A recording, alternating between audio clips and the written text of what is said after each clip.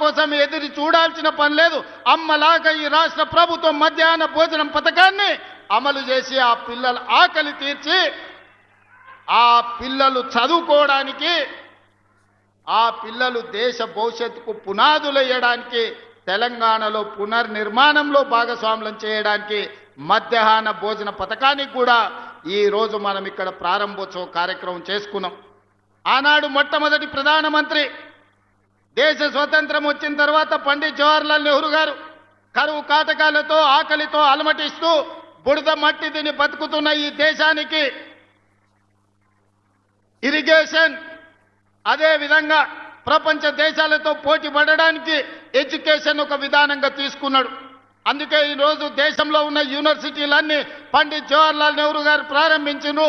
ఈనాడు పెద్ద పెద్ద ప్రాజెక్టులు బాక్రానంగా నుంచి మొదలు పెడితే నాగార్జున సాగర్ వరకు, శ్రీశైలం వరకు, ఎస్ఆర్ఎస్పి వరకు తెలంగాణలో ఉన్న ప్రాజెక్టులు, సాగునీటి ప్రాజెక్టులను మొదటి ప్రధానమంత్రి పండిత్ జవహర్లాల్ నెహ్రూ గారు ప్రారంభించారు. ఆయన విధానం ఈ దేశానికి అందించిన గొప్ప వరం ఎడ్యుకేషన్ అండ్ ఇరిగేషన్. ఈ రెండింటిని మొదటి ప్రాధాన్యత కింద తీసుకున్నాడు. ఆ స్ఫూర్తితో ఈనాడు నా కొడంగల్ నియోజకవర్గానికి అదే స్ఫూర్తిని అందించాలి, ఎడ్యుకేషన్ అండ్ ఇరిగేషన్ ని మొదటి ప్రాధాన్యత కింద తీసుకోవాలని ఈనాడు నా కాన్స్టిట్యున్సీకి మెడికల్ కాలేజ్ తీసుకొచ్చుకున్నాం, వెటర్నరీ కాలేజ్ తీసుకొచ్చుకున్నాం, అగ్రికల్చర్ కాలేజ్ తీసుకొచ్చుకున్నాం, పారామెడికల్ కాలేజ్ తీసుకొచ్చుకున్నాం, నర్సింగ్ కాలేజ్ తీసుకొచ్చుకున్నాం, ఫిజియోథెరపీ కాలేజ్ తీసుకొచ్చుకున్నాం, ఇంజనీరింగ్ కాలేజ్ తీసుకొచ్చుకున్నాం, ఐటీఐ తీసుకొచ్చుకున్నాం, ఏటీసీలను తీసుకొచ్చుకున్నాం, జూనియర్ కాలేజీలను తీసుకొచ్చుకున్నాం, డిగ్రీ కాలేజీలను తీసుకొచ్చుకున్నాం. అదే విధంగా ఈ రాష్ట్రంలో లేని సైనిక్ స్కూల్ ని రాష్ట్రం మొత్తం మీద ఒకే ఒక్క సైనిక్ స్కూల్ ఉంటే ఆ సైనిక్ స్కూల్ ఈనాడు కొడంగల్లో ప్రారంభించుకోబోతున్నాం. ఇది మా ఎడ్యుకేషన్ పాలసీ. రేపటి తెలంగాణ పునర్నిర్మాణంలో నా కొడంగల్ నియోజకవర్గం మా సోదరులు, మా అక్కలు, మా చెల్లెళ్ళు వాళ్ళ పిల్లలని భాగస్వాములను చేయడానికి ఈనాడు 5,000 కోట్ల రూపాయలతోని మా ఎడ్యుకేషన్ క్యాంపస్ని ఈరోజు మేము నిర్మించుకుంటున్నాం. ఇవన్నీ ఈనాడు ఏమి ఖర్చులకు ఇచ్చినా తెల్లారికి ఖర్చు అయిపోతుంది. తరగని ఆస్తి విద్య ఒక్కటే.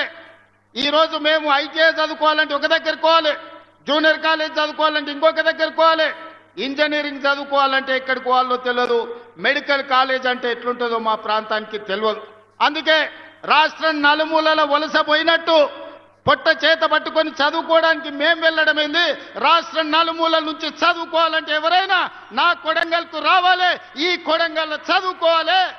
ఎవరైనా గొప్ప చదువు చదవాలి అంటే, గొప్ప చదువు వాళ్ళ పిల్లలు చదవాలంటే తల్లిదండ్రులు అయ్యా పిల్లగాన్ని కొడంగల్ పంపించారు, మంచిగా చదువుకుంటాడు, మంచి చదువులు చెప్తారు కొడంగల్ అని రాష్ట్రం నలుమూలల అమ్మలు మాట్లాడుకోవాలని ఇవాళ కొడంగల్ నియోజకవర్గానికి ఒక ఎడ్యుకేషన్ క్యాంపస్నే తీసుకొచ్చినాం. ఇవాళ మీ అందరు మంత్రివర్గంలో 100% సహకరించడం వల్ల ప్రతి గ్రామంలో పాఠశాల నడుస్తుంది, ప్రతి మండలంలో చదువుకునే కాలేజీలు వచ్చినాయి. నియోజకవర్గానికి మొత్తానికి ఒక ఎడ్యుకేషనల్ క్యాంపస్. ఉస్మానియా యూనివర్సిటీలో కూడా ఇన్ని ఫ్యాకల్టీస్ లేవు, ఇన్ని కాలేజీలు లేవు అక్కడ ఉండే క్యాంపస్లో. కానీ అదే కొడంగల్లో ఈనాడు వాటన్నిటినీ ఒకే ప్రాంతంలో కేంద్రీకరించి ఈరోజు పనులు ప్రారంభించుకున్నాం. సరిగ్గా 16 నెలలు తిరిగే లోపల ఇది ఒక అంతర్జాతీయ స్థాయి ఎడ్యుకేషనల్ హబ్గా దీన్ని మార్చడానికి మేము ప్రయత్నం చేస్తున్నాం. ఇదే కాదు, మాకు కరువు, మాకు కందులు తప్ప ఏం పడవు. మా ప్రాంతంలో ప్రజలు, రైతులు కందులు వండించాలి, కల్తీ కళ్ళు తాగాలి, ఇంతకంటే మా జీవితంలో ఏం లేదు. మా అక్కలందరికీ తెలుసు, కష్టపడి బాయికాడు నుంచి పొలం కాడ నుంచి ఇంటికి వస్తే కందిసేను కోసి సాయంత్రం పూట కల్తీ కళ్ళు 2 సీసాలు తాగితే కానీ మా నొప్పులు పోవు. ఎట్లా బాగుపడాలి మేము ఆలోచన చేసి విద్యుత్తునే కాదు ఇరిగేషన్ ప్రాజెక్టులు కట్టాలని, అందుకే కృష్ణా నది జలాలు మా పక్క నుంచి పోతుంటే చుక్క నీరు రాక ఎడారిగా కరువు ప్రాంతంగా ఉన్న కొడంగల్, నారాయణపేట, మక్తల్ని కృష్ణా నది జలాలతో తడపాలి అని మక్తల్, నారాయణపేట, కొడంగల్ లిఫ్ట్ ఇరిగేషన్ ని ప్రారంభించుకోవడమే కాదు, దాదాపు 5,000 కోట్ల రూపాయలతోటి ప్రతి ఎకరాలకు నీళ్లు ఇవ్వాలని మా మిత్రుడు శ్రీహరి గారి ప్రయత్నం వల్ల భూసేకరణ సంవత్సరాల కొద్దీ వాయిదాలు పడుతుంది. 95% రైతులు స్వతంత్రంగా ముందుకొచ్చి వాళ్ళ ఆమోదం ఇచ్చి